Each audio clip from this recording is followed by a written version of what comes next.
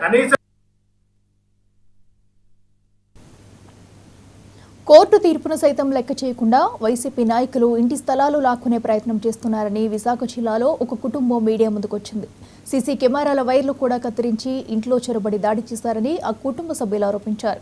Court ఉత్తర్వులను మీడియాకు చూపుతూ దాడి జరిగిన తీరును వివరించారు. తమకు ప్రాణభయం ఉందని చెబుతూ రక్షణ కల్పించాలని పోలీసులకు విజ్ఞప్తి చేస్తున్నారు.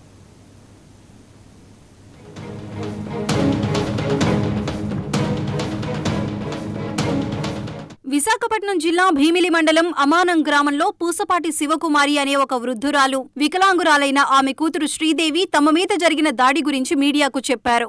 వారం రోజుల క్రితం స్థానిక వైసీపీకి చెందిన ఎంపీపీ దంతులూరి వెంకట శివ సూర్యనారాయణరాజు ఆయన అనుచరులు తమ ఇంటి నైట్ వాచ్మెన్ మీద దౌర్జన్యం చేసి తమ మీదికి దాడికి పాల్పడ్డారని ఆరోపించారు.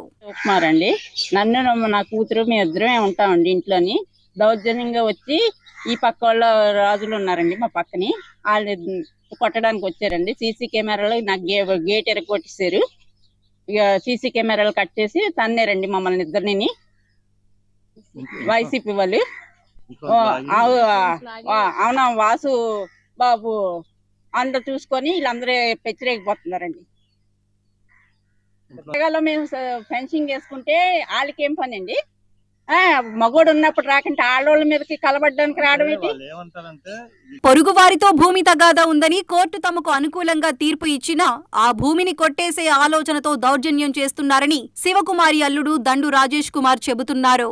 అసలు ఇదంతా దేనికి చేస్తున్నారు ఏంటి అంటే, ఈ ల్యాండ్ గత 60-70 సంవత్సరాల నుంచి మా మావయ్య గారి ఆధీనంలో ఉందండి. ముత్తాతల నుంచి ఈ ల్యాండ్ కూడా 1960లో మా మావయ్య గారు వాళ్ళ తాతగారు కొనుక్కున్నారండి. ఆ డాక్యుమెంట్లు కూడా మా దగ్గర ఉన్నాయండి.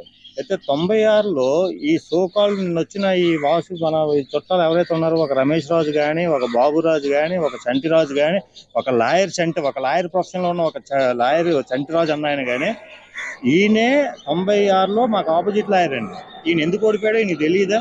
మాకు కోర్టు డిగ్రీ కాపీ ఇచ్చిందండి 96లో విత్ మెజర్మెంట్స్.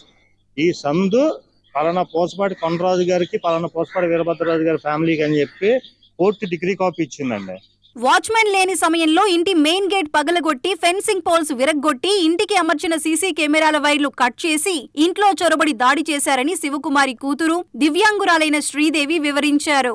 కోర్టు ఉత్తర్వులను కూడా పట్టించుకోకుండా వైసీపీ వారి అండతో దౌర్జన్యానికి పాల్పడుతున్న వారి నుంచి తమ ప్రాణాలకు రక్షణ కల్పించాలని ఈ కుటుంబం కోరుతోంది.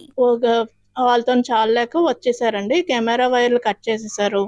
వాళ్ళు చేసిన పనులు రికార్డ్ అవుతాయని కెమెరా వైర్లు కట్ చేసేసి అక్కడ గేట్లు తిరిగేసేసి మేము వేసుకున్న ఫెన్సింగ్లన్నీ కట్ చేసేసి స్తంభాలు ఎరగొట్టేసి తర్వాత మాది ఏదైతే దారి ఉందో అదంతా గేట్లు ఎరగొట్టేసి టాటలతో దున్నించేసి తర్వాత మా ఇంటి మీదకి వచ్చారండి. 2 ఆడవాళ్ళు ఉన్నారు. ఏడ్ చేస్తారు చూద్దాం రండి బయటకి ఈడ్చేద్దాం అని చెప్పి లాయర్ తీసుకొని వచ్చారండి. మాకు భయం వేసి మేము తలుపులు వేసేసుకున్నాము. మాకు రాత్రి అంతా నిద్ర పట్టలేదు. ఎందుకంటే పట్టపగలే వచ్చి 2 ఆడవాళ్ళ మీద 10 మంది వచ్చి పడిపోయారండి. మాకు నిద్ర పట్టలేదు. రాత్రి వచ్చి కెమెరాలు అవి కట్ చేస్తారు. రాత్రి వచ్చి ఎవరేం చేస్తే ఎవరు బాధ్యత అండి?